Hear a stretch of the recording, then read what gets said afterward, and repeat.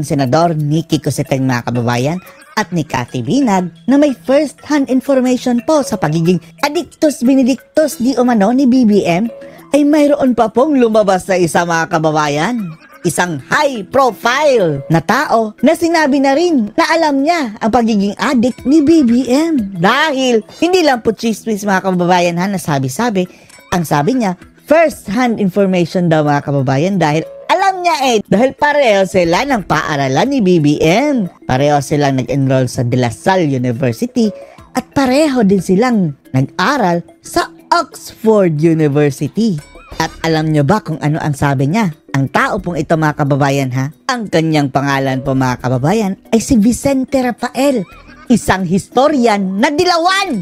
Oh, dilawan pa yan mga kababayan Di ba kampi na sila sa mga dilaw? Apparently mga kababayan, nananatili itong anti-Marcos siguro mga kababayan, kaya nilaglag si BBM sa interview niya kay Hey Darian. Oh, yung dilawan din mga kababayan na komentarista at kinumpirma niya mga kababayan with all the confidence talaga na gumagamit ng droga si BBM dati.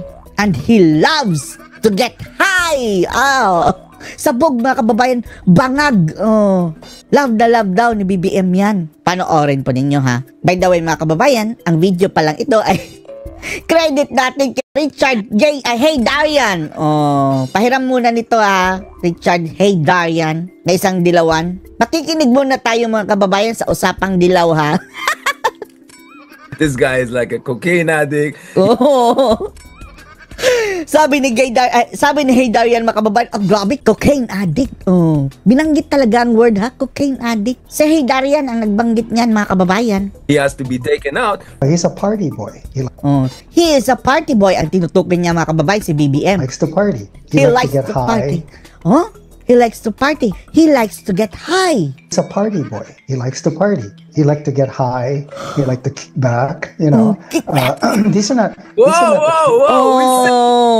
Taranta si Hey Darian mga kababayan. Baka nagurgur ang ating channel nito. Takot ka ba Hey Darian? Whoa, bro, don't do that.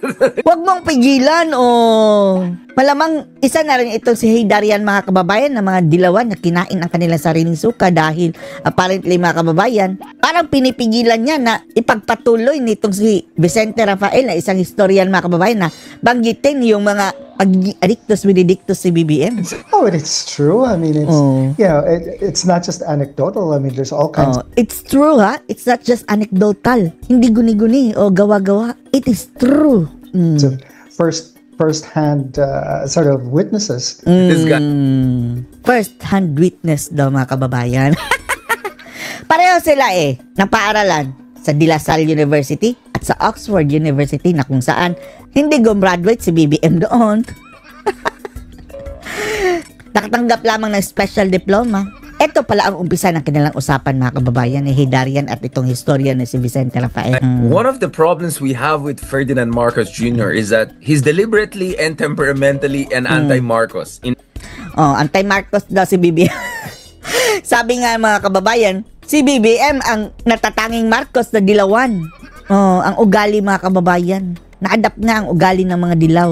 In a sense that he constantly tries to avoid confrontation. He constantly tries to avoid to come off as authoritarian, right? Now, you're the historian between the two of us, but from a political scientist point of view, I look at it, it's like, yeah, he's kind of like the most affable, least defensive, least piquant. I mean, you mentioned some of them were nice guys. I know they were piquant back in the day from, my own. They would. Ibang-iba sa ama daw nga Marcos mga kababayan. Pero hindi ba pikon si BBM? Hindi siguro pikon in front ng kababayan, pero ang ganti pa ilalim. Tingnan nyo, ginawa nila kay dating Pangulong Duterte sa pamilya ng mga Duterte mga kababayan, ni Kibuloy, ni Roque, ng mga resource person mga kababayan. Hindi lang pinapakita, siguro. Call you, though. It's like, they didn't like what you wrote. Like, it's like BBM, he just takes the punches. And he's just nagpapasuntok lang daw si BBM. Maniniwala kami kung ang sumuntok ay si Admiral. What's going on with BBM? What is your read of him? Is it timidity? I mean, the term they use is kuting, right? Kuting! Nasaan na yung tigre ng norte? Naging kuting ng norte? We call him tigre, right? Like from the north. I mean, but his critics call him kuting, right? Kuting, kuting, kuting. What's this kuting phenomenon with BBM? How do you read that? It's You know, weird. he was. I was in LaSalle with him, Green Hills. He was. He was Dito na mga kababayan ha, pakinggan nyo. one grade below me, and I used to remember him. He would play soccer, right? Play soccer. And his style of playing soccer was completely passive. I mean, it looked like he wasn't really that interested in it, because he wasn't interested in the athletic competition. And my sense from stories that you hear is, he's a party boy. He He's a party boy. Alam niya mga kababayan. likes to party. He likes to party.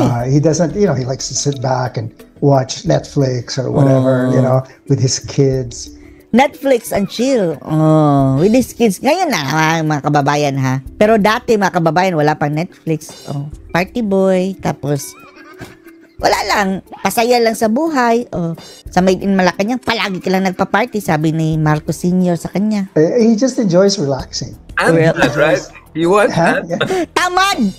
Oh, ayaw magtrabaho. Dati-rati pa mga kababayan, kaya huwag kayong magtaka ngayon mga kababayan. Talagang, sabi ni Sara Duterte, parang wala tayong presidente. Yeah, right. At one point in his life, I don't know if he still does it. He liked to get high. He likes to get high. Oh, He liked to kick back. kick back. Yan ang term mga kababayan, yung high, down, tapos high na naman. Oh, ganyan. Up, down yung mga feeling mga kababayan. Pag wala ng epekto, gamit na naman para mag-kick back. Oh. These are not. Whoa! We said that. Whoa, bro! Don't do that. See? Oh, pati si Hidarian mga kababayan, umalma. Tingnan nyo. Hindi naman siguro magsisinungaling ito mga kababayan dahil may first-hand information siya. At mataas na rin ang kanyang naabot mga kababayan na taong ito. Although dilawan yan. Pero isa siyang historian mga kababayan. Batikang historian. Oh, alam niya ang history ni BBM. True. I mean, it's true. It's not just anecdotal. I mean, there's all kinds of first-hand sort of witnesses to his proclivities, as it were. You should hear the stories about Oxford, etc. Oh, mayroon pa palang mga ginagawa dito doon si BBM mga kababayan sa Oxford na hindi nyo alam. Alam niya dahil pareho sila ng paaralan sa Oxford. But anyway, so that's my experience. Wait. To the degree that you can share, can you tell me a little bit about Oxford? Because I watch his. I'm sorry, I didn't watch directly, but he has some vlogs about Oxford, and then he just talks about Isaiah Berlin was here. This is the Great Hall of this. Medyo ganun yung conversation niya. Rolling Stones. Yeah. No, one of my colleagues was in Oxford with him, and there's stories about him getting drunk and driving around Oxford and lying down on the street. Humiga pa sa mga kababayan sa kalsada si BBM daw. And so forth. But as I said, all of this is really all about how. Alam niya mga kababayan ha. Although hindi talaga sila magkaibigan pero may colleague siya mga kababayan na friend ni BBM. At yun ang may first-hand information tungkol dito. Sa pagiging high ni BBM daw di umano. He always liked to party. I don't think he ever took his life seriously. And if it wasn't He for likes his to mother... party. Oh, kaya nga, wag kayong magtaka. Lagi nang magkonserto sa Malacanang. Party. Duran-duran. I don't think he'd want to be president.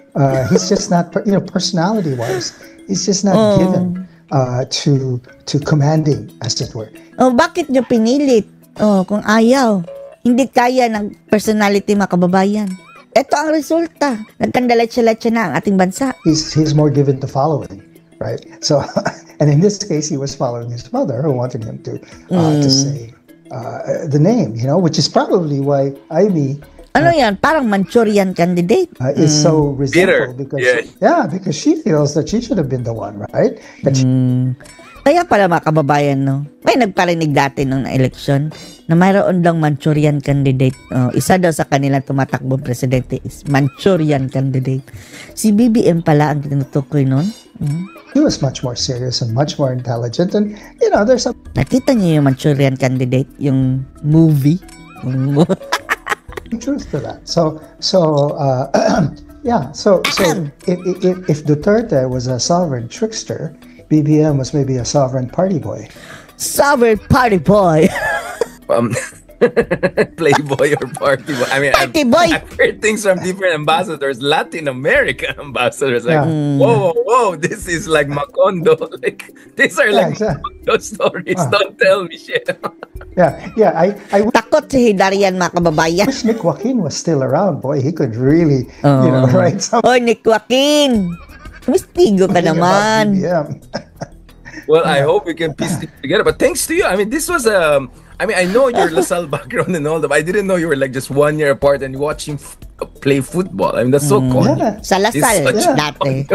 Yeah, and he was always surrounded by bodyguards and everything. It was Natural, very syempre. amusing, Anak ng So, presidente. yeah, So, the Kuting hypothesis makes Kuting! sense. absolutely. Oh, chill. tama nga pala daw mga kababayan. Agree sila na tawagin kuting. Yeah, and I'll tell you what. I mean, his wife, Oh, right? si Admiral Lisa. I mean, she's the powerhouse. Oh. She's the one that pushes him. So, eto na mga kababayan, kilalang kilala si BBM from Inside Out. Alam na si Lisa ang nagmamando mga kababayan. Right? Which is why everybody targets her because they know. Natural! Dahil wala siyang mandato. Tapos kung makaasta parang presidente, tatargetin ka talaga. I mean, Sara Duterte is not going to waste her time, going after BBM. She goes